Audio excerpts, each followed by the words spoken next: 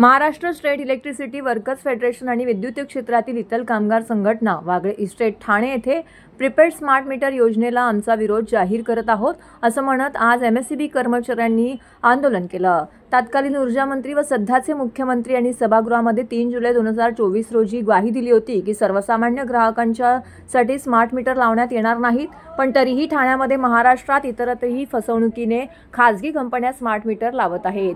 ही मनमानी जो कारभार आहे याला विरोध केला जात आहे। MSEB कर्मचारी संघटनेच्या वतीने या कारभाराला विरोध करण्यात आलेला आहे। प्रीपेड स्मार्ट मीटर योजनेमुळे हजारो कायम व कंत्राटी कर्मचारी यांच्या नोकरीवरती गदा येणार आहे। त्याचबरोबर सामान्य वीज उपभोक्त्यांना प्रीपेड स्मार्ट मीटर योजनेमुळे खूपच नुकसान सोसावं लागणार आहे। गुजरात, बिहार, मध्य प्रदेश, जम्मू काश्मीर, उत्तर प्रदेश आणि महाराष्ट्रातही अनेक ठिकाणी प्रीपेड स्मार्ट मीटरला कर्मचारी आणि वीज उपभोक्त्यांचा कडकडून विरोध होत आहे। या कामगाराविरोधात आणि लोकविरोधी प्रीपेड स्मार्ट मीटर योजनेला विरोध करण्याकरिता MSEB कर्मचारी संघटना, त्याचबरोबर कामगार नेते राजन राजे, राष्ट्रवादी ठाणे शहर अध्यक्ष सुहास देसाई, आपचे राजेश वलूचा व इतर लोकप्रतिनिधी, कर्मचारी, नागरिक या आंदोलनादरम्यान यावेळी उपस्थित होते। तर या आंदोलनादरम्यान अदानींना तीव्र विरोध करण्यात आला आहे।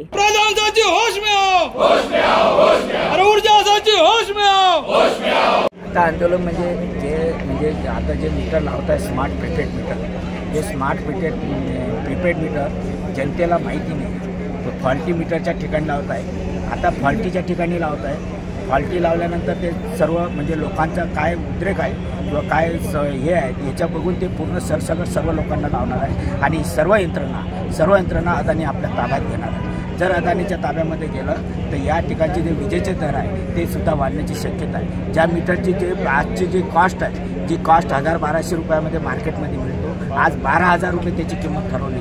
आज 12,000मध्ये फक्त केंद्र सरकार 900 रुपये देणार आहे, बाकीचे पैसे सर्व आपल्या जरी तुम्हाला म्हणत असेल ग्राहकाकडून आम्ही वसूल करणार नाही, पण हे वसूल तर करावं लागेल। म्हणजे आधीच कर्जामध्ये आहे, ही पैशाची वसुली कशी होणार आहे? म्हणजे अपसुकच या ठिकाणी ग्राहकाच्या विजेचे दर वाढणार आहे आणि हे सर्वसामान्याच्या आवाक्या बाहेर जाण्याची शक्यता आहे। हे सूचित करण्यासाठी, जनतेमध्ये हे आंदोलन नेण्यासाठी आजची ही सभा आमची। हे अदानीवरती मेहरबानी करण्यासाठी काढलं। अदानीकडे सुद्धा पैसे नाही आहे, आमचे पैसे घेणार आहे, म्हणजे आमचे पैसे घेणार आहे। आम्हाला त्यांना जसं तुम्ही पैसे म्हणजे मोबाईल तुम्ही चार्ज करताय ते पैसे पहिले चार्ज करावं लागणार आहे। 2000 रुपयाचं चार्ज केलं ते कधी संपणार ते माहिती नाही, एका दिवसात संपणार। विजेचा दर काय लावलेला आहे आणि टप्प्याटप्प्यानं म्हणजे जशी तुम्ही वीज वापरणार तसे ते महाग जाणार आहे। म्हणजे जर तुम्हाला जर आज दुपारी जर 12 वाजता जास्त वीज लागली तर तुम्हाला जास्त पैसे मोजावे लागणार आहे। रात्री जर तुम्हाला जास्त वीज लागली तर त्याचे पैसे दर वेगळे राहणार, पण ते दर कशा युनिटप्रमाणे आहे ते त्यांनी अजूनपर्यंत स्पष्ट केले नाही। कुठल्याही प्रकारची स्पष्टता नाही आहे, कुठल्याही अधिकाऱ्याकडे याचं उत्तर नाही आहे। या छुप्या पद्धतीने जे काही कारभार चालू आहे याचा आम्ही आता ग्राहकाचे काही प्रतिनिधी आलेले आहेत, या ग्राहकाच्या प्रतिनिधींना काय हल्ला होता ते आम्ही आता सांगणार आहोत। आणि या ग्राहकाला म्हणजे हा मोर्चा ग्राहकासाठी नाही आहे, हे आमच्या कामगारासाठी आजचं हे म्हणजे गेट मीटिंग आहे। लोकांना आम्ही विश्वासात घेणार आहोत की आपल्याला ग्राहकासोबत लढायचं आहे का नाही, आणि त्यांची संमती मिळाल्यानंतर